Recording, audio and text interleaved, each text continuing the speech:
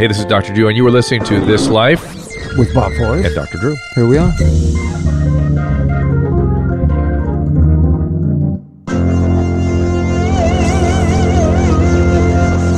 Welcome, everybody. However, today the co-host is Mike Carano sitting in for Bob. He's at Coachella today. He's a musician. That's a good priority.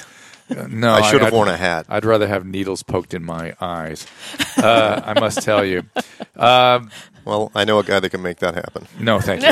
No, thank you. The other voice you're hearing is Kimberlin Brown Pelzer. She is a candidate for Senate. Excuse me, for a congressional seat. Right. Maybe one day Senate seat. You never know. And Kim and I were neighbors 100 years ago. I've known her longer than I've known you, Mike, as you pointed out. I'm sure a woman appreciates you saying 100 years ago. Listen, it was a separate lifetime ago. You all know Kim from Bold and Beautiful and Young and the Restless, where she is Sheila.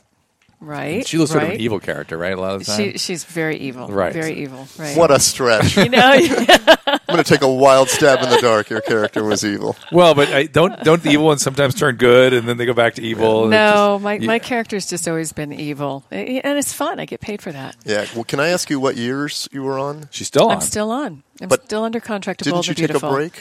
Started in 1991. Okay. Because I was in that building in 94 What building? through 98. What CBS, building? Television Okay. City. Okay. CBS. We maybe had lunch in the commissary at the same time. We might have. Wow, it's fantastic. I don't know. I always went out back to the Grove. So Yeah. Yeah. It was cool back then. yeah, it's still great. It's still awesome. It was not even the Grove back then, was it? Farmers it was Market. just No, it's just Market. Farmers Market. Yeah, which It's is just- still that piece that people know Yep. Los Angeles. And I still love it. The Brazilian restaurant's still there. Moshi's is still there. Yeah, that too. Fantastic. So what prompted this? What mobilized you? You know what? I just can't be quiet anymore, Drew. I really can't. I really believe that for the first time in the history of our country, we're not leaving something better to our youth. And you and I, Yeah. and you, we're going to be part of that generation that leaves something worse than what we inherited. Well, you can say what you want about Sarah Palin, but I always liked her story. That she was, sitting on the sidelines and a mom watching her kids play hockey and went, you know what, this state's a mess. I should run for governor, and then did it. I'm like, I forget her politics and put her personality, everything else aside. That story to me is a uniquely American story. I was going to say, I like stories too. Like Hitler was an aspiring artist. Go ahead, I appreciate Mike. that. Go ahead. Thank you for that, buddy. Thank you. I appreciate it. In any event, but your story's kind of like that, though, Trying right? to be funny. You sort of that way. And you actually spoke at the Republican National Convention. I did. I was invited to a forum of 100 businesswomen in Southern California because even though I act, Mike, a lot of people don't know that I put my money to work for me. I employ over 100 people here in the state of California, 180 during our busiest time of year. And I saw what my employees were going through. I saw the struggles and how real they were and how nobody felt like they had a voice. And Drew, I just woke up one morning and said, I'm going to go to this thing for the business women just to listen to Trump to see what he was about, because this was during the primary and I really wasn't sure who I was for at that time. I just knew I wasn't for Hillary. And were you always Republican, or was that you know moved around what? too? Grew up Republican. Yeah. My grandfather used to go on trail rides with Ronald Reagan. Oh, wow. Yeah. That's crazy. So it goes way, way back. But, You listened? I listened and I got up and I spoke at that event and I talked about the things that affect my employees and affect our businesses. And after that speech that I gave, unbeknownst to me, they started vetting me to speak at the GOP convention. And I spoke there on behalf of small business and women in business. Was it nerve-wracking? It was the scariest thing I've ever done. I have never been in front of an audience like that in my life. And a live audience, I should say. Yeah, but it's also that was a major television event too. It And I know was. you're on TV, but Yep. this It's is different. a live It's thing different. going out everywhere. And it's a bunch of animals out there too, right? You're speaking to people that can turn on you really Well, easily. you're also Absolutely. and you're way up high and sort of removed from them, right? It's not like it's a cozy speaking environment. No, you're up on stage, you're away from them, and it was interesting because when they asked me to speak, they said, "Oh, we're going to have somebody help you write your speech," and so on and so forth. And then I get a phone call from the speechwriter going, "Everything we find out about you is about your character." Oh, that's hysterical. So it's like we're guessing you're not Kim, you're quite such like a bitch. What Yeah, the yeah, hell? exactly. You've tried to kill Push that who? guy down Exactly. the stairs. So so my husband and I actually wrote our speech, and I think that's why it was so effective, because it came from my heart. It wasn't coming from a bunch of kids that were interviewing me and didn't really know me.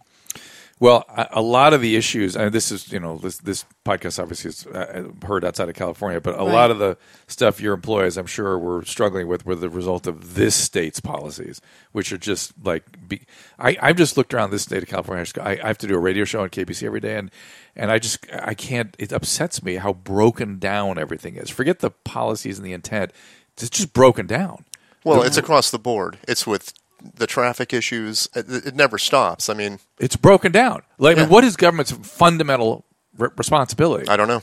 Sanitation. Okay. Water. Safety. Yeah. Let's get a little transportation there. Be nice. And I don't know if people around the country are aware. In Los Angeles, the roads about the condition they were in about 1890. You can't. It's use not it. even You the need a condition. Humvee. It's they don't plan for and the future. they don't work. The ones that are in good shape don't work. Yeah. There's no public transportation. Yeah, but they are painting them white. Oh, not only that, they're going to get bike lanes involved, so you can narrow the roads down even further and get on a bicycle and go 13 miles to work. It's like ridiculous. It's insane the way they're thinking about the populace. We're spending that money on urban warming. And then we have people in Southern California and Northern California suffering in the streets, lying in the streets, suffering, and people this is unconscionable. This is every single day of my life. I see someone sleeping on the sidewalk as a Bentley rolls by. Have you ever seen it like that in the state of California? No, though, in your lifetime? Never anywhere. California, never born anywhere. and raised, third generation. I know you are, and I've never seen the homeless situation in California but like this. here's the rub. So Santa Ana, there's a place in Orange County called Santa Ana River where there was 700 of them or something. They cleared them out. They pulled out 45,000 pounds of feces and 15,000 needles. Those are the ones they could find. Right. The other needles you're going to swim into in the ocean should you go out Somebody there. is. But right. I'm not going in the ocean. LA has the same thing with these dumps on either side of the encampments. Encampments are everywhere in Los Angeles. There's everywhere. They're on Melrose right now. Yeah. Okay, so They're on Beverly Boulevard. There are dumps on either side, feces and debris and what else. And the rats outnumber the humans about at least 10 to 1, maybe 100 to 1. Those rats in this part of the country carry rickettsial disease. There's going to be a major public health infectious disease outbreak in Southern California. Norovirus, in the summer, that volatilizes. You can walk by that and you breathe it, you got it. So there is a major, major thing coming this summer. And government is doing, and there are people suffering at the same time, and the entire populace is put at risk. This is government. No, but you know what? It's the rules and the regulations that they're passing in Sacramento that's creating the problem, though, Drew. I mean, when you pass laws that state that we no longer uphold vagrant laws, it's insanity. And then when they pass new laws like they have now, saying that if you can steal something, as long as it's less than $1,000, what is the number? I think it's 900 and change. It's no longer a crime, it's a ticket. But what is this leading to? Anarchy? Well, what is that? What is that? I don't get. What's the game it's plan? unbelievable. So what that has done is it has opened up California for all of these homeless people that are flocking here because they can steal now as long as it's less than $1,000 and get away with it and survive in the street because of it. I would though. To me, that's blaming the homeless a little bit. No. It's other states as well, though, because when I go to visit Alexis in Arizona, and my daughter in Arizona, they are coming to the border there in California, and the police are there to help get them to the border in California. But you've got a balance here between being compassionate and caring about other people, and then wanting to clean up, because you can't say get them off the street and not have a solution. This drives me insane. There is my stupidity or no the whole question. The fact that the way the press covers it is so false. Right. There are adequate resources. The problem is when you have mental health issues and are chronically homeless like this, these kinds of mental health issues create lack of insight, resistance, and lack of trust. And it takes quite a bit of energy and skill to get them enrolled. It's not a housing problem. It's a mental health crisis. And Absolutely. for whatever reason, the politicians keep championing this idea that's a housing problem, which is certainly a piece of the story. But they won't go. I have a woman right now I'm working with for a week. I've got a place for her. I've got mental health services. I have a social worker. No. And you can't force that.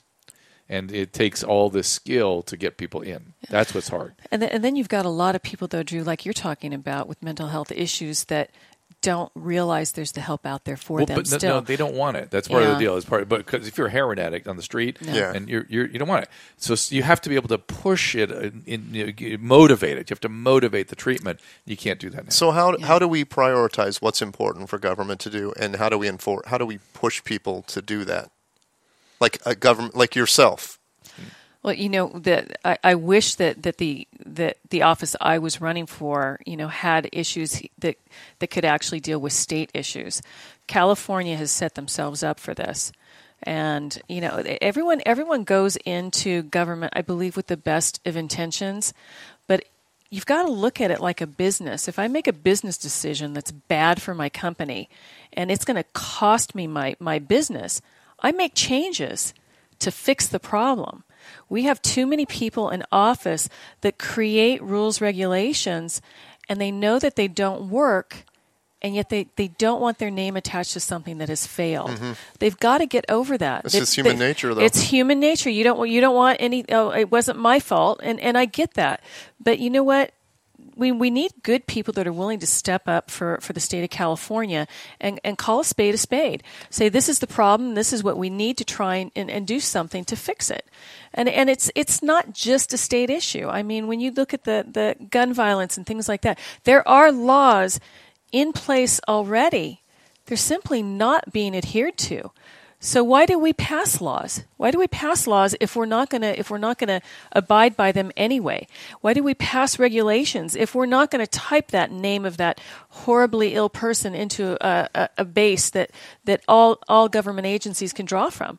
Those are already set up. They're already in place. We're not using them, Mike. Yeah. I also got to say, from I don't know if it's a spiritual standpoint, but just from an ethical, in my own head, it's very disheartening for me to just disregard people on the street. I can't stand and then be concerned about, I need more money. I need to do this. I need more success. If I were a government official, if I were the mayor or the city council, starting to get it together a little bit, and as are the county supervisors. But if I were one of those people, I wouldn't sleep at night. I'd be frantic trying to solve that problem. I don't understand how they could just let it be. Yeah. And you should see it out in the Coachella Valley as well. I mean,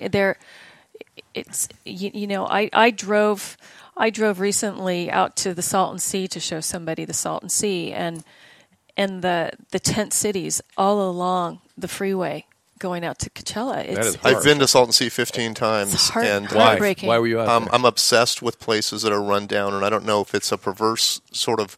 Yes, it is. I'm fascinated with it, but it's perverse. It's also a weird reminder that everything is temporary, because you look at all those what used to be resorts in the 50s, and now they're falling into the water, and the people that live around the peripheral are in such financially bad right. It used to be an amazing place in its heyday. It used to be one of the number one places for people to go. Really? Yes. But I've been to Slab City many, many times. What is it? City. It scares the shit out of me, frankly. Slab City? Yeah. Slab City was an old military compound, and they removed all the buildings, left all the slabs for the buildings were, and people just moved in. So there's between 500 and thousands of residents at certain times of the year, but there's people that live there full time with no running water, no electricity. Huh. And they are permanent residents. I've driven around there and photographed there and stuff, and there are just, they throw a trailer down, put a wall around it, and it's kind of, there's a sign that says last lawless place in California. I know that's not true, but realistically, if something were to go down in Slab City, when are the cops getting there? A half an hour, 2 hours, maybe never? Out there. No, would that be part of your district? Well, Salton Sea, the northern part of Salton Sea definitely is. Yeah, and my family's actually owned property out there since the 40s in Coolidge Springs. And the fun little piece of history, that's where Patton used to train his troops for their desert warfare. He knew that. Salton did know that. I think Salton Sea... he's been there a lot. No, Salton Sea is fascinating, but it's exactly what you think if you're a pessimist when you go there, because I was in Bombay Beach 3 weeks ago. What's Bombay Beach? It's one of the cities in Salton Sea, around the Salton Sea. All I know about Salton Sea, I fly over it in the way I Los Angeles. It looks beautiful. It does not. It looks beautiful. desolate from this air. But I walked the streets with a camera for about an hour and a half with a person I just met right then, and 2 people volunteered to me. We can't put solar panels out because the meth heads will steal it. And I was like, why would 2 people just volunteer that? Yeah. So you know what it is. And it's the kind of place, if I were a meth head, I'd be like, I could literally buy a piece of property with a trailer for $2,500, $3,500, and live there. But you know what's really interesting is if you go out there, if you look at the money that was paid for the infrastructure,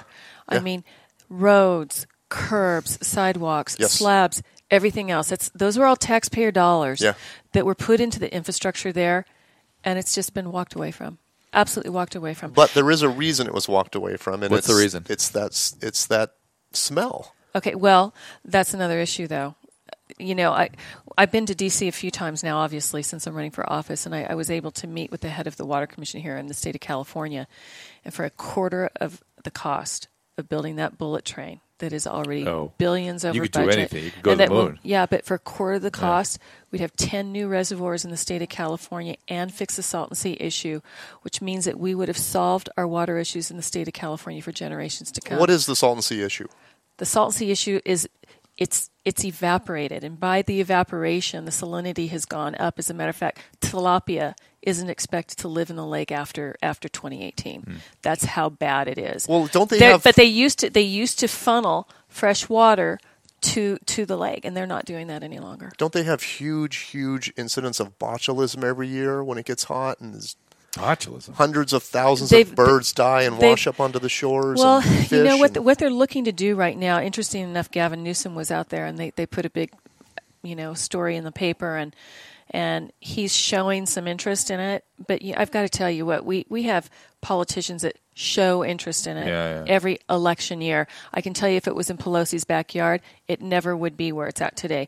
There's already been money allocated to do the bird sanctuaries, and they haven't even tapped into that. So they have on the books, initiatives to do bird sanctuaries and to funnel X amount of gallons of water into the lake. Our biggest problem out there right now, and those communities that you walked around and you saw, they're very poor now, Drew. Oh, sure. Where it used to be a thriving, resort area, it's now, because the evaporation is so bad and the lake has so much runoff from farming industry, not only from the Coachella Valley, but also from Imperial Valley and all the rest, that now we've got toxic dust because of the water level going so low that the incidence of serious respiratory problems amongst the young kids that are growing up out by the Salton Sea, which is mainly Latino, is unbelievable, and nobody wants to address the problem. But what about when that smell starts coming into Palm Springs? Won't people address it then? Well, on a good windy day, it might be able to hit Palm Springs, but I've lived there and I've never witnessed it. On a side note, does that guy that owns Robo Lights drive you crazy? Robo Lights. What is Robo Lights? You're not familiar with Robo Lights? I'm not. Oh my God! Is that like the jerky king? I don't even know where to begin on this. It's in a very nice neighborhood in Palm Springs, not too far from the Strip. Robo Lights. He owns 4 lots that are all connected, and he constructed a giant, super creepy Disneyland-style carnival out of trash. And it's all painted garish colors. I thought it was fascinating, but overall, it's hyper creepy. It's called Robo? And it is, Robo Lights. Guess where I'm stopping on the way home? It is. You're going to be, if you are not familiar with it, you will be in shock. Why is it called Robo Lights? There's a lot of robots in there. There's 2- and 3-story robots, and they move, and it's loud, and it is music? Just. And it's right in the heart of Palm Springs? I flew the drone over it. It's how dark. How could I miss this? Darkness. How far is it from Lulu's? Wait a minute. Is it only at night that it operates? Christmas time, but it's there year round. Oh, Christmas time. And the first time I was there, I hate to be this guy because I'm not this guy, but I guess I am. Yeah. The first thing I thought was, if I owned a house here, I would hate of course you that would. Guy because there are thousands of people coming there. No, every night during Christmas time. But you can still see it now. Yeah. Oh, there's no way to miss it. Oh, my God. There's giant pink, blue, and green. The Christmas parade was amazing, though. It's all made of trash. And it is just, it's nuts. All right, let's get off the sidebar. I want to give Kim a chance to talk about her district. Now, this is Sonny Bono's position, who Mary Bono then took over for a while. Exactly. She's now in Washington doing other things. Right. I imagine you were fans of theirs? Absolutely. As a matter of fact, I knew Sonny when he had Bono's on La Cienega and Melrose. You remember when that was there? At that time, he wasn't married to Mary. He was married to Susie Coelho. But, then he moved out to the desert like so many Hollywood people really, really do these days. I'll tell you what, there's a huge, huge group of people living out there that commute into LA for work now. But the seat, unfortunately, was lost. And a doctor actually won the seat, Dr. Raul Ruiz. And, great American story. Born in Mexico, his dad was a worker in the fields in Coachella, brought his family up here. The farmer that his dad worked for actually put him through Harvard Medical School. But the deal that he made was, I'm going to put you through school, but you need to promise me you're going to stay here and practice medicine in the Coachella Valley because we don't have enough doctors. And that was the deal that was made, and he broke that deal 2 years after graduating from college. He moved somewhere else. He ran for office. Oh, so he's been in office. He never... Wait, I'm confused. He never practiced medicine? He was an ER doctor. Okay. For 2 years. Got it. And then he did other things. And then he went on to represent our district, and he's been incredibly ineffective and a Pelosi yes man all the way. And what really scares me about that is the fact that Pelosi has publicly even stated that at first it was, we're going to impeach the president, and now it's we're going to repeal the tax cuts. Now, I know that might make a few people in California happy that have their $1 million+ home, but I'll tell you what, the tax cuts have done nothing but help business all across the United States. It's not just a California issue. It's an issue all across the United States where you can expense now within the first year instead of 7 years. People are actually reinvesting in their companies, and people who had to put off buying equipment before, they don't have to put it off anymore. Even for our business in San Diego, one of them that we have is a boating and marina operation where normally we would buy 6 jet skis for each location every year. We're buying 10 now because we can expense it.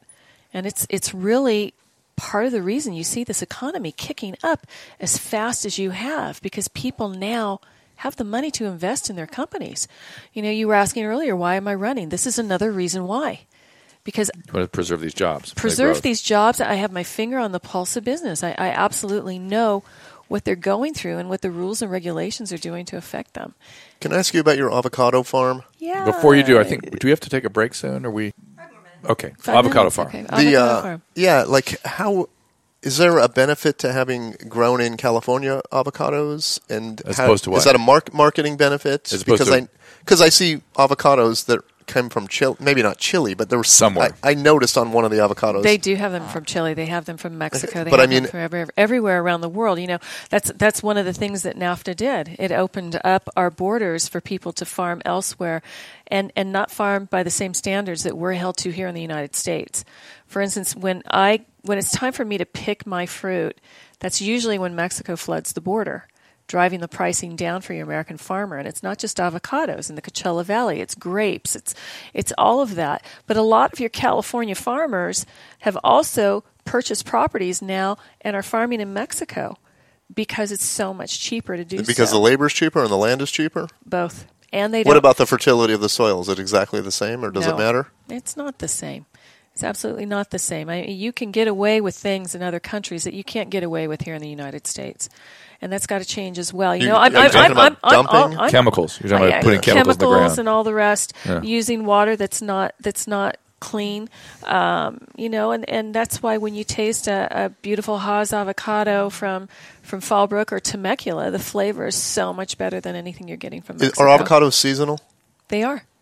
Haas avocados are seasonal, and then you can do Fuertes during the winter months. Is the biggest cost to your farm water? The biggest cost to most farms it is water. For me, I have my own well. So, holy smokes! Yeah, I'm one of those people that were blessed to do that. The small mom and pop farms all around the one that I own, that my husband and I own, they're cutting down their groves because they can't afford. For one thing, the market being driven down so much so that you can't afford the water and you can't afford the labor. It's amazing. Last year, after Trump was elected, it was the first time our prices went up on our avocados in 7 years, and they're up again this year. Is it like a market price? It's what he's doing? He's stopping trucks at the border and looking for drugs, and if that truck has drugs on board, he's stopping the truck behind that as well. And it goes on and on and on. It used to be they only stopped 2% of the trucks coming across the border. And lo and behold, 2% of those trucks had drugs on board. Well, if you do the math, that's 100%. Am I right? 2% of the trucks right have drugs on board? Yeah. Well, that's all. No, that's You thought it'd be more? That's all they were allowed No. to stop. Those are only the ones they were allowed to stop. So now they're stopping more. And it's actually helped out the avocado industry because those trucks are lined up. So there's this really interesting diet out there, the lectin-free diet, that's going to push avocados up a bit, I think, in terms of popularity. I don't even know what lectin is. It's an interesting story. This one physician is advocating it, and it's helping people, it looks like. Yeah. It's a healthy fat. The gluten story is only part of the story. It turns out the lectins are these things in many other vegetables and obviously in starches and things like that. And right. It's possibly immunologically active, and it's possible that it's creating some of the autoimmune and sort of unpleasant illnesses we have today. If you could somehow get out of your head and not take outside influence, doesn't your body crave what you need? No. My body craves chocolate cake. I was just going to say. What's the matter with you? Your body craves alcohol. Okay, that was a terrible question, but I just assumed I love avocados. Yeah, me too. But I mean, is it because it's not just the flavor. It's my body wants something that's in that. Nah. No, I don't know. You don't think so? No, because I'm right there with you with my Breyers gelato with caramel. Yeah. Why are avocados hit and miss? Hit and miss. I don't know. I've never had a miss. Like I buy avocados. Sometimes I'll get a bag of avocados at Costco and they're perfect. Then I get another bag and there's 2 duds in there. And what do you mean duds? What does that mean? Like black? They're either dark, spoiled or they're just they're not as good as the other ones. And I don't know why that is. Well, you know, when you're shopping for your avocados at the store, though, make sure that the stem is still on there, even if it's trimmed down to the lowest. Once the stem is popped, that's when they start ripening right away. Oh, yeah. I had no idea. I had no idea either. Yeah, no idea. Yeah, good information. Best just cut them open, pop that seed, a little salt and pepper, a little balsamic drizzle. You're good to go with a spoon. So I'm assuming a lot of your employees at the Avocado Farm are Hispanic. Yes, they are. And how does that tie into your being a Republican? And I'm just curious if there's obviously I don't mean a contradiction, but I mean let me just say something. I'm sort of libertarian, so I get to look at everybody and hate everybody and like everybody. I get to do both. Yeah. But nobody wants anything other than all boats to rise. This idea that somebody wants something and the other person wants to take it away from the other, that is some heavy bullshit. I wasn't going there with but that. Just listen. I want to state this. Everybody that I know that is a human being that is interested in business or interested in government, they want everybody to rise. They want what the vehement problems are around how we get there, and why there has to be such weird sort of so much violent division. disagreement. Is bizarre to me. And then you have to accuse people of not wanting other ships to rise. No, you want everybody to get better. How you do that? Government generally has not been the way to do that. Generally speaking, it's been free markets that have done that for people. Absolutely. That's all I'd say. Yeah. So no, you know what? But it's interesting because you bring a Latino flair into that, and me being a Republican, how does that affect me? You know, I don't label people. I have people, really good people, that work for me. It's like if I have a gay friend of mine that I work with, if he's sitting here, I'm not going to introduce him. Hey, Mike, I want you to meet my gay friend, so-and-so.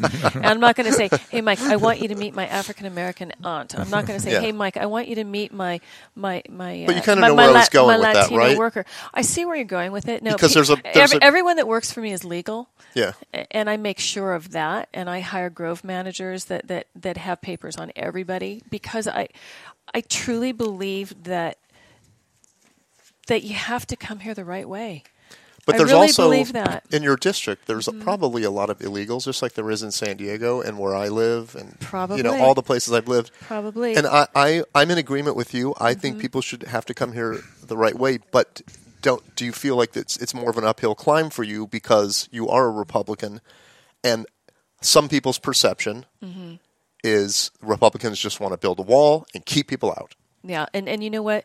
When you talk about that wall, everybody equates that wall to illegal immigration, and They equate it to racism. well, That's that's so bizarre to me. that's what they've done. That's what the press has put out there. That's what the liberal media. They need to keep the noise. They need to just keep look people at this logic, Mike. off the when ball. when I drive through San Diego on the 5 freeway and I Right. get to the border of Mexico, what am I running into there? What's that thing I run into? I'm waiting the line of cars with. Yes. What is that? That's a wall. It's a wall. Yeah. You're It's a kidding. wall. It's a wall. And so Yeah. the Mexican officials on the other side with the machine guns, they're there because they hate me and they're racist. Oh, no. Is that what it is? Those guys with the machine guns, they hate me and they want their wall. And wait a minute. And should that wall go to the ocean? It goes to the ocean on one side. That's not what Right. I was saying. But it's so the the logic is so bizarre to me. How far does it go on the land Yeah. side? Yeah. A mile? 10 miles? 1,000?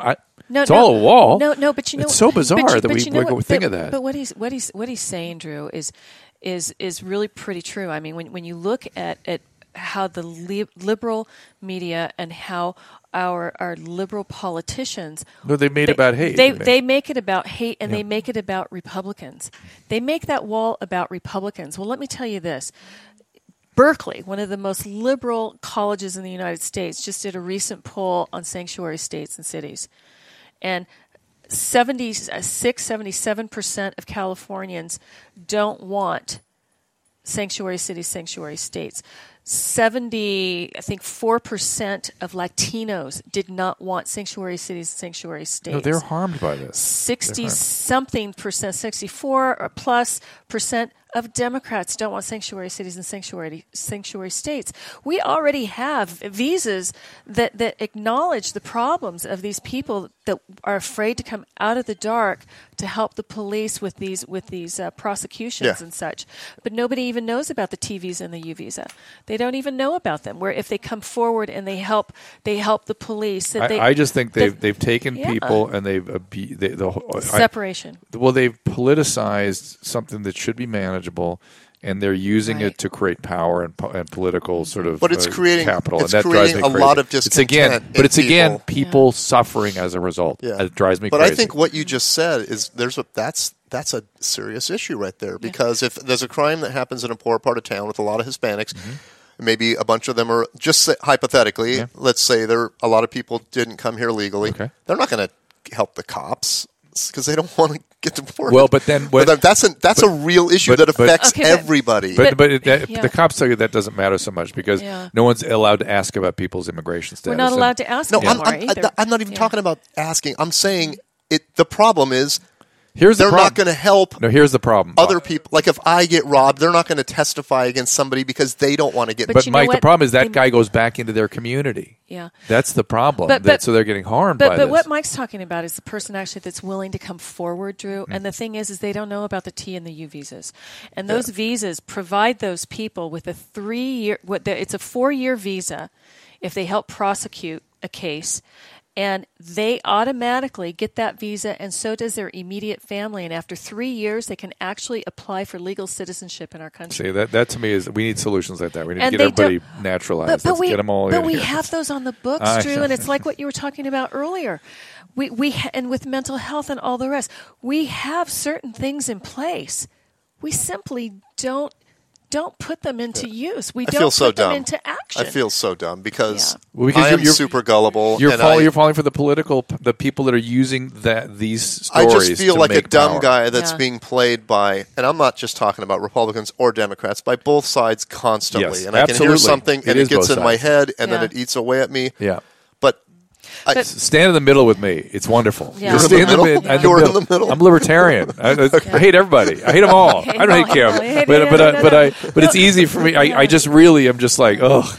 But you're talking about that wall, and they want to make it about immigration, but they don't talk about the human trafficking. They don't talk about the drugs. They don't talk about any of that. I mean, you've got these kids marching on Washington because of the gun violence, and I appreciate them using their voices and coming forward and doing what they feel that they need to do.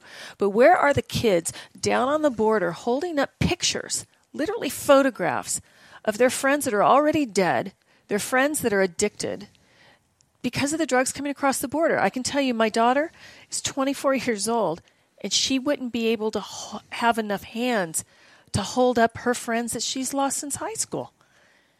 she's lost 10 friends. She's 24 years old. 10 friends that never even saw the age of 21. Yeah. I'm going to argue my profession probably got them going. So there's a dual prong issue with that. Yeah, but you know what, Drew? We need to start addressing this as well because this affects everyone. Read the book Dreamland. I think it'll help you. You read it? I have that book and I've read it. Okay, good. Because that really gives you that story. I'll tell you it's what. accurate, 100%. It is scary, scary accurate. I'm going to have Sam. I'm going to interview him probably on the Dr. Drew podcast. But he lives in South Pasadena. I know. Okay, so here's the thing with Dreamland. Yeah. I was handed that book. I actually went to New Hampshire to help walk precincts for Kelly Ayotte because her big thing is getting rid of the drug problem in New Hampshire. When you figure that that's the number one problem in New Hampshire, and it is hundreds and hundreds of miles away from our border, and yet Dreamland was the book handed to me to read on the plane there to get I can tell you, having been working in this field for 20, 30 years, everything he got, he nailed it. He nailed it. That's exactly the way it all evolved. Scary, both on the doctor side and on the drug. Does he nail a solution? He doesn't really get. He's a journalist. It's not. Listen, I get overwhelmed when I think about the solution. The opioid prescribing by physicians is dropping precipitously because of the legal issues that are coming up.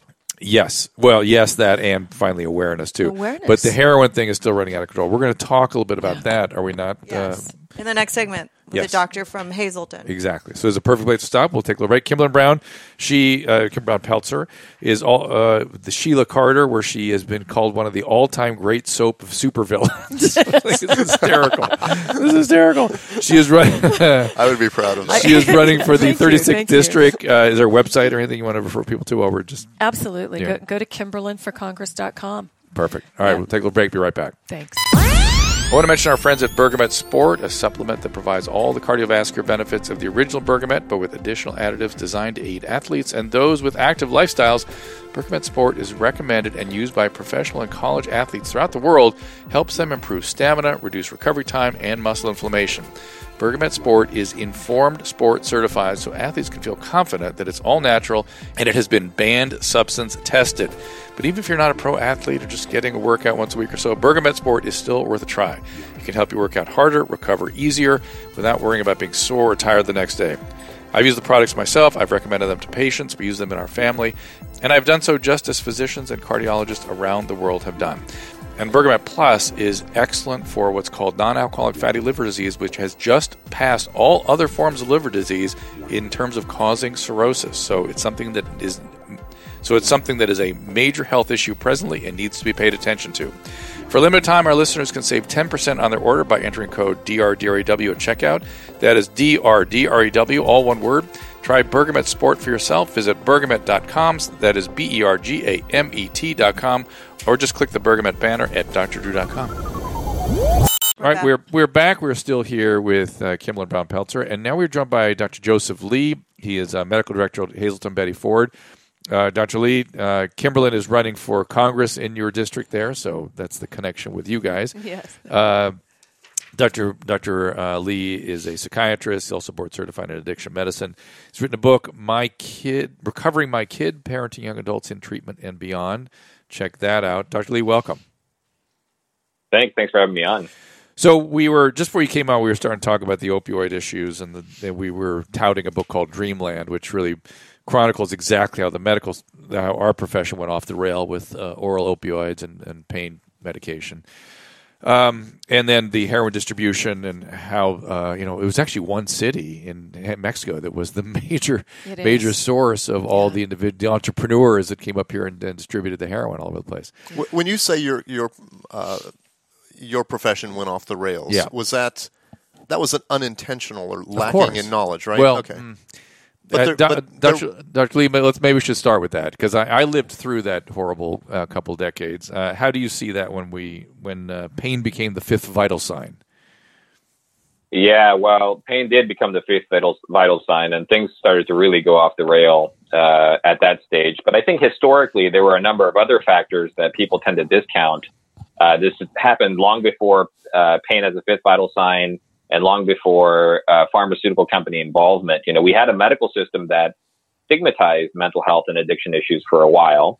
So if a problem like this were to happen, there was no way the system would have caught it or knew how to address it. So that was an issue. And then there were also other issues with disparity, meaning while the number of deaths have skyrocketed for decades, people have been disenfranchised, and disenfranchised people have been struggling with opioid addiction and heroin for decades. We just didn't pay attention until, white kids in the suburbs started to pass away. So yes, the pain as a fifth vital sign and the pharmaceutical company involvement and what's depicted in Dreamland is certainly a modern historical version of what happened. But I would say there were infrastructure pieces missing all the way along that were exposed as well. Meaning, because again, I practiced addiction medicine for 35 years. And there was a glory era in the 80s where you could get anybody in any socioeconomic bracket and you could treat them, and you could treat them thoroughly. So I'm not quite sure what then the insurance companies kicked in and said, what's the evidence here? Everyone has to be out in 3 days as opposed to 60 days, which is what was sort of routinely the case back then. So I'm not quite sure what infrastructure part you're talking about. Well, I'm just talking about the global disparity about mental health and addiction issues. And so, you may have practiced at a time before HMOs, but I think that's when I grew up. And so that's been around now for, 3-4 decades now. And that was the reality growing up for me in medical training. And even prior to that, a parent takes a young person who has mental health issues or addiction issues into a fancy hospital in a nice atrium. And they're often shipped to the back annex building, which isn't as nice if they have addiction or mental health issues. And so I think when insurance companies started to get more involved, the trend of stigma definitely started to increase, and there was less payment in the system, less money and talent in the system. And I think that slide had been going on probably for a couple of decades prior to pain as a fifth vital sign.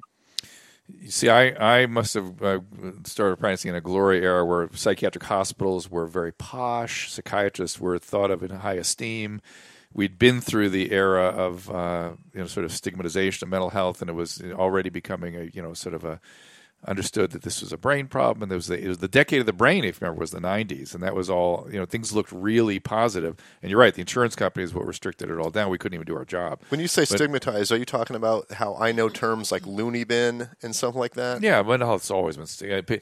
Look, I have to give a lecture on stigma in a couple of weeks, but the idea is stigma has many different sort of incarnations, but fundamentally it's making somebody other, keeping them down, keeping them out. And it's based on, as much as anything, ignorance and fear and other sorts of tribal kinds of instincts that humans naturally have, frankly. Dr. Lee, do you agree with that?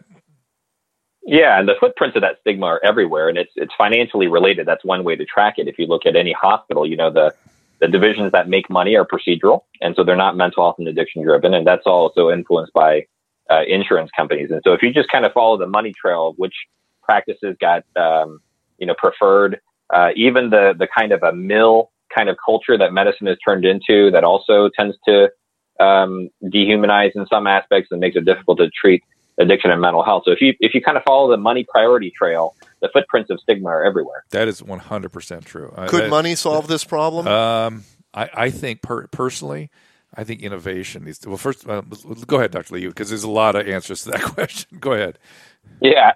Well, I think necessary but not sufficient. So I mean, as a metaphor, you can look at the DC public school system. They spend a lot per capita, per student, but they don't sometimes get the results they're looking for. It's not just money, but I think funding, from everything for research to getting talented people in, to thinking differently about how we pay for healthcare. We really went largely into a procedure-driven business, and then everybody else became a mill.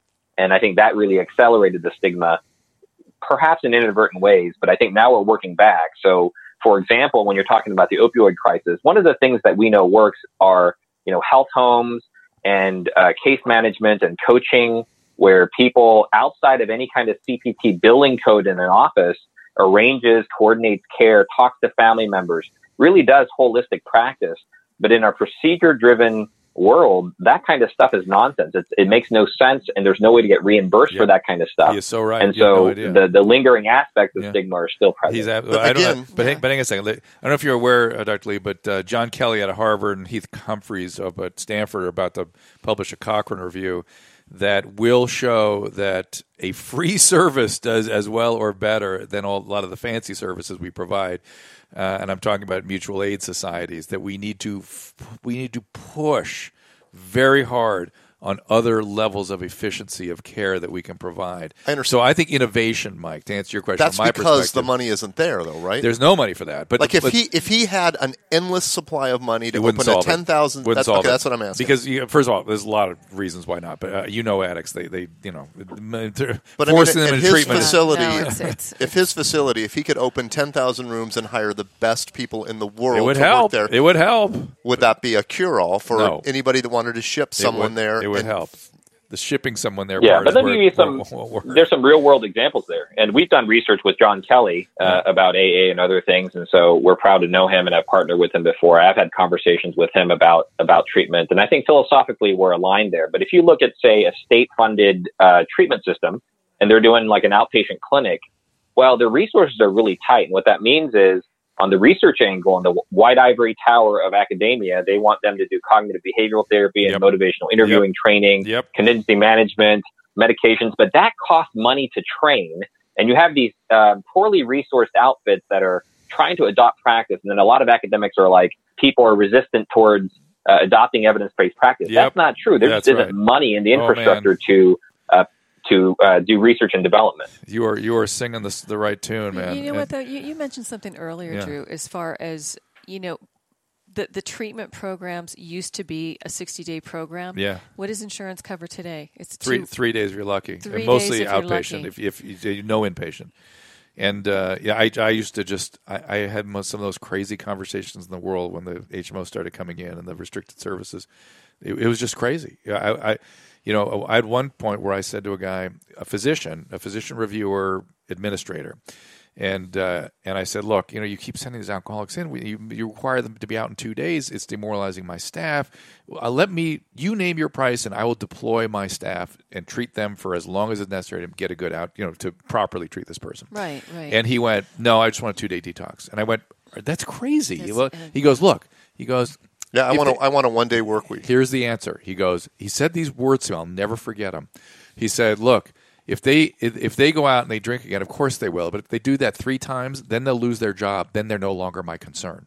Oh, my gosh. I'm as a doctor telling me this. It was stunning. Can you tell me a number? Stunning. Sorry, can you tell me a number between 60-day rehab and a 3-day rehab? What are the success results where it will stick? 3 days, 0. I would say.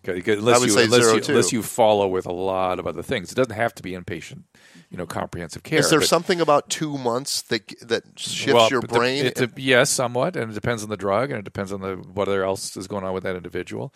But I like 6 months, 2 months. You know what I mean? Yeah. But you know what people aren't looking at, though, in that 3-day thing. I know somebody who works at a treatment center in the desert, and he works with high school kids primarily, and his big thing is keeping these kids alive. Well, okay. So that's where I wanted to go next. So, Dr. Lee, let's talk a little bit about fentanyl. Fentanyl is one of the big threats, particularly the kids that are using heroin. Yeah. Why don't you go ahead and tell us a little bit about it, Dr. Lee? Yeah, there are a lot of scary statistics out there right now, and I rely on research papers like everybody else. But they're kind of like looking at a light in the sky, meaning they kind of lag in time. And so my best barometer has been just the privilege of seeing kids across the country. And so unfortunately, I've kind of become an expert on drug dealing because these kids tell me all these stories about the price of heroin in Alaska and where they're getting fentanyl from. So I started to notice a real uptick around late 2014. And I started to notice that some of these kids were going on the dark web, and the dark web had been out there for a while and people were obtaining drugs, but no one trusts anyone on the dark web. But then Bitcoin came around and it became a real catalyst because Bitcoin allowed you to basically safely launder your money so you could buy these drugs, and then they'd come. And so these kids would tell me that they would buy fentanyl powder, and of course they'd have to be very careful with it, and they wear gas masks and put it in special rooms, and they put little bits of it into water bottles and take it to school, and they distribute it around. And that's when I started to first notice it. But then it started to go in other places. We've known that people have cut heroin with many different things. So when OxyContin and oxycodone became less available in the black market because it was $1 a milligram and really expensive anyway, heroin came in its place. Then as that market boomed, things became competitive, and people were cutting all kinds of different powders into heroin to maximize profit, which is not unnatural for the black market. And fentanyl became one of those things. And at first I was like, hospital grade fentanyl is kind of hard to get. So I wonder why they're doing it. They can't be making money. But then I started to hear these stories of people getting them from these clandestine labs in various ways. And now it's become a huge epidemic, and fentanyl is everywhere. And a lot of people taking fentanyl are taking it inadvertently. They don't know what they're taking. Yeah. Right, and that's how if they're shooting intravenously, that's how they die, because it's very, very powerful. It can suppress respirations. But I'm a little skeptical of this Prince story. I wanted to parse that out with you. They're saying that he had some bootleg Vicodin with fentanyl mixed in, which I don't doubt that was true. My question is, that doesn't explain the very high levels of fentanyl in his blood if he didn't know that he was ingesting fentanyl, because orally there's not sufficient absorption. So either he had to crush it and take it through his cheek, or right, or he was, or whatever, or there was some other source of fentanyl. Would you agree with that? Well, I don't know the exact levels of fentanyl, but I have seen many people who were completely surprised that they were using fentanyl. Like I've had people thought that they were using Xanax, and we drug test them, and it comes back positive for fentanyl. They're shocked. They're floored by it, and they've developed tolerance. No, but positive over time. But positive for fentanyl is one thing. In other words, it's in your mouth long enough to get some buccal absorption, as opposed to I'm taking so much fentanyl because I'm swallowing a bunch of Vicodin that's laced that it knocks me off my feet and I stop and I have respiratory depression. I mean, that's a lot of fentanyl. It's really hard to get that much in, it seems to me, with a laced Vicodin. Yeah, well, that's what I'm saying is, although we're just speculating and who knows what was in Prince's mind, but what I see are incredibly high tolerances to fentanyl that you just don't see in hospital settings from people taking it for very long periods of time, either accidentally or purposefully. So I think I've seen it lots of different ways. I've seen some people become very, very tolerant on fentanyl even, and they can take dosages that would kill me outright or kill any person that's naive to it, and they can take it and they're affected, of course, and they have overdoses from time to time. But I think it's hard to say one way or the other. I think, the Prince story is a real tragedy because from Minnesota, he's kind of, the state's son, and the whole state is very proud of him, and I know the nation's mourning, but I think the state took a big hit with that, and it affected everybody tremendously. Well, and I hope that from his death comes a pretty good story about, again, stigma, that even people like Prince,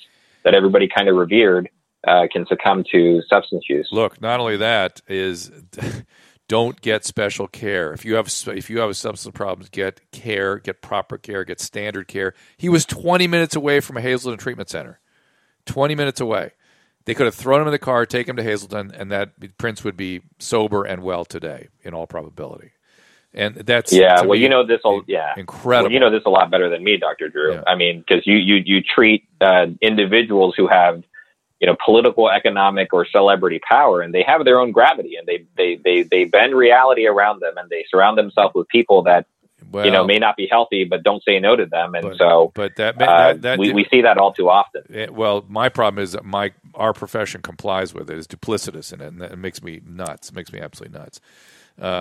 Because it is, standard of care is the standard for a reason. It's the best. It's the best with the highest probability of a good outcome, least risk. You get special care, that's substandard care. Well, that's a rich person care, special care. Substandard, immediately. Yeah, but it's I want to be told what I want to hear.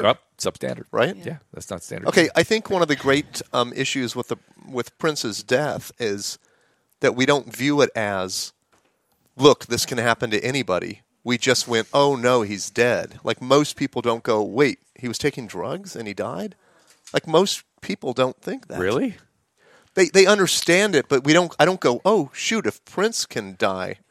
Look, I've been yelling about this since Heath Ledger. Yeah, you're a doctor. But I've been screaming about it. There's footage of me on Larry King going, listen to me, this is a tsunami. A lot of young people don't think Heath Ledger drugs killed him. They think Heath Ledger just accidentally overdosed. I know.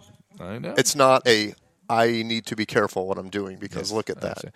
One last thing, Dr. Lee, I want to get into is that I don't know if you've encountered this, but you were talking about the black market and the fentanyl powders and stuff. One of the big problems we're running into right now is diversion of Subutex Suboxone. 100% of our younger patients are diverting.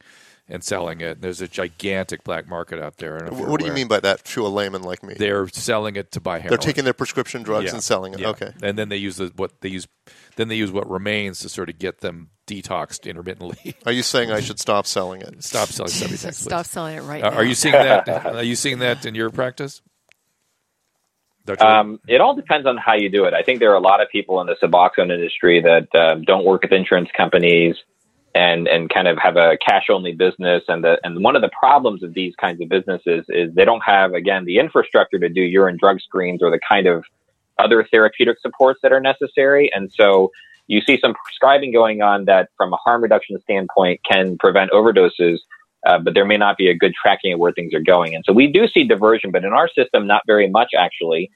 Most people that divert and misuse are trying to get past withdrawal. So naive people people who are naive to opioids will misuse buprenorphine, and they can get a pretty good punch from it. But it tends to block itself over time, and tolerance builds. And so people who are heroin users or fentanyl users generally only use Suboxone on the streets to stave off withdrawal. So we don't see a booming economy with it. One thing that is going to happen, I think, in the next year is you're going to see some stories about a lot of young people being affected with Xanax. I think Xanax is heavily tainted with fentanyl.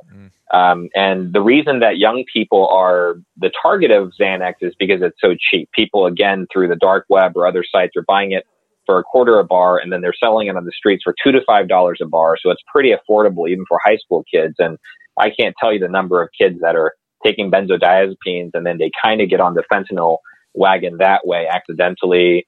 Some of them know that the stuff that they're using is cut with fentanyl, but are so hooked that they can't find another way out. So we're going to hear this evolve a lot. And historically in the country, we're kind of at a turning point where the black market economics with the fentanyl and the prescription drugs before that and heroin in between have really shifted. And I think decades later, we'll look back at this moment and see what kind of a watershed moment it is for lots of different issues. Thank God our profession is finally getting the message, and the prescribing rates are dropping way off. Can I ask a dumb question real quick? Very quick, then we got to wrap it up. Fentanyl, people that are cutting Xanax with fentanyl, is that coming from the drug manufacturers? Is that coming from middlemen?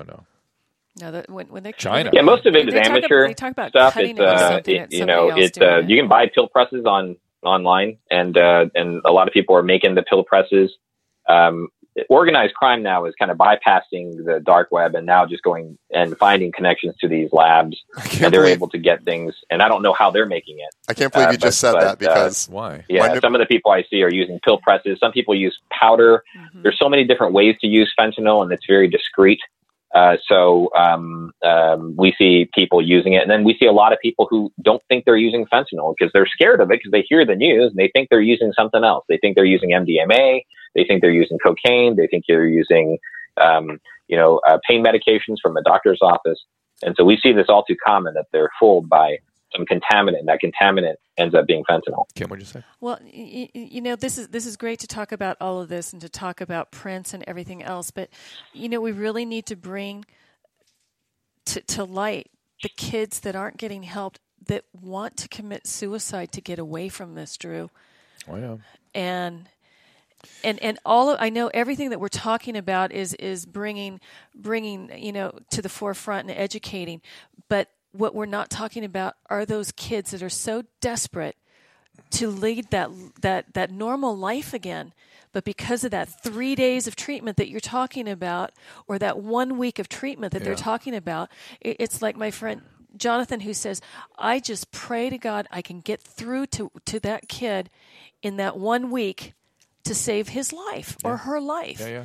And that's where we need to start going. I mean, these conversations all lead to the same place, saving these people and finding something that makes a difference.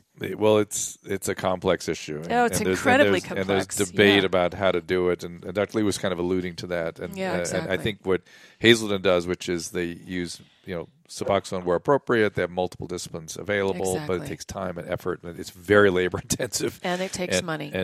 But exactly. We're going to have to wrap it up. Well, go ahead, Dr. Lee, go ahead. I think we work with insurance companies, and not to vilify them, we purposely started to work with them. We were one of the first treatment centers of our kind to do so, because we wanted to serve as many people as possible. And so it definitely is a dance with them. But I think the important part in the conversation is addiction is really about people and not drugs. When we start to vilify drugs only, or think about procedural medicine or focus on diagnoses, we lose the prioritization of people. And if we think about people as being high risk and helping them, even if they're sober, even if they're going through withdrawal, I think that would change the dialogue a lot. So instead of looking at just kind of what kind of condition they have acutely or whether they're acutely suicidal, looking at people longitudinally and making investments in those people so that they can get out of trouble and stay out of trouble. I agree. That's a big part of the conversation that I think is right now missing. Nope, you said it, because I took my addiction when I quit drinking and moved it onto other stuff. Yes. That's it. There you go. He's right. Yep. It's not, because no matter what, I'm going to find something to overdo it on. It's a spiritual, physical, emotional, social, trait. So many things. All right, we got to wrap things up. Dr. Lee, thank you so much. I appreciate you being here, and thank you for all the work at Hazelton. I love you guys over there. Great information. Well, thank you for having us on. You bet. Thank you so much. And then Kim, congratulations. Good luck you. in the campaign. Thanks. I mean, even if this doesn't go, I feel like you're going to be out there doing stuff politically from now on, probably, right? You know what, Drew? You know me for a long time. I put my mind to something. I'm going to make it happen. All right. Well, so So what do you want people to do? Give them specific direction, like people in your district. You know what? Really important to get out there and vote. Just vote. Vote on the 5th. You know, if nothing else motivates you to get you to the polls, go to repeal the gas tax. That's the start in California. We need to show people in Sacramento the will of the people, and we're on a very slippery slope right now. This doesn't make the ballot. There's a lot more coming, ladies and gentlemen, and it's only getting worse. There you go. So, if I were you, I would have said, get out and vote, and then go enjoy an avocado. Well, go to KimberlinForCongress.com. I've got all the information there, all right? Avocado sales, too, apparently. And you know what? I'm going to put on a recipe for avocados now. I love avocados. All right, guys. Thank you so much. And we'll see you next time. Remember, you can find all these podcasts at drdrew.com. The Dr. Drew podcast, the This Life podcast, and the Adam and Drew podcast, which is available 5 days a week. Find them all on iTunes and rate us 5 stars. Subscribe and get it first. And if you're really happy, click on the Amazon banner at drdrew.com to help support the show. We'll thank you for it. If you join the email list via drdrew.com/contact, we'll send you a weekly infusion newsletter with Dr. Drew's news. We're so grateful when you get in touch. We read all your emails and we'll bring you the subject matter you want to hear about. You live.